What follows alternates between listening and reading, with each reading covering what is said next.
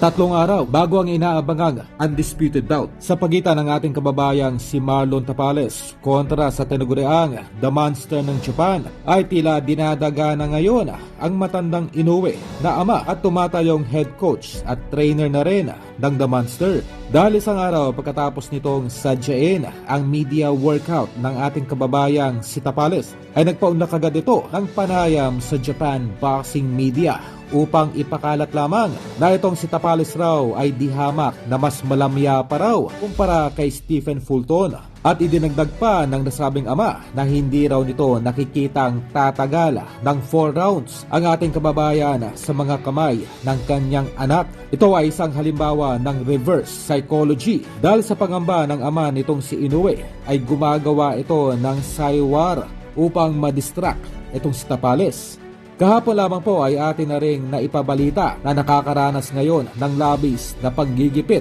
ang kampo nitong si Tapales sa tinutuluyan nitong hotel sa Japan dahil kinumpirma mismo ng kampo nitong si Tapales na minomonitor sila ng mga Hapon sa pamamagitan ng mga nakakabit na CCTV na nasa loob ng kanilang hotel na tinutuluyan at maging sa mismong gym na kung saan ay nagte-training pa itong si Tapales. Sa kabilang balita ay nagbigay ng paglilinaw itong manager ni Inoue patungkol sa naging panayam noong isang araw ng nasabing The Monster na kung saan ay sinabi ng Hapon na hindi raw ito aakyat ng 135 pounds upang labanan itong American boxing superstar Gervonta Tank Davis. Dahil ayon pa sa nasabing manager na hindi raw sa ayaw ng kanyang alaga na labanan itong si Tank Davis, kundi kailangan lamang raw na magharap ang dalawa sa isang catchweight o sa super featherweight division. Kumbaga sinabi man nitong si Inoue na burado na ang posibleng mega fight ito